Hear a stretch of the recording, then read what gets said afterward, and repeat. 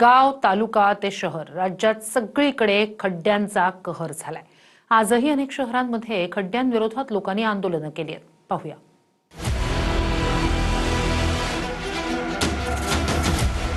खड्ड्यांनी हैराण झाल्यानं अंबरनाथमध्ये मनसेनं मूनवॉक करत आंदोलन केलं। किमान ह्या आंदोलनानंतर तरी सत्ताधारी आणि महापालिकेचं लक्ष खड्ड्यांकडे जावं अशी मागणी केली जाते आहे। पूर्व पश्चिमेला जोडणाऱ्या उड्डाणपुलावर मोठ्या प्रमाणात खड्डे पडलेत। खड्ड्यांमुळे अनेकांना मणक्यांचे त्रास होत आहेत। त्याशिवाय वाहतूक कोंडीतही भर पडतीये।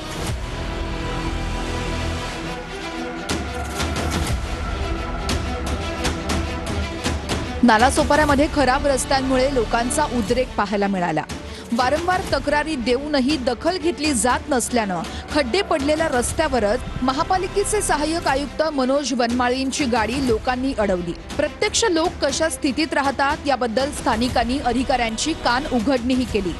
रोज या ठिकाणी खड्ड्यांमुळे 10 ते 15 दुचाकीस्वारांचा अपघात होतोय, मात्र तरीही महापालिका व्यवस्था झोपलेली आहे।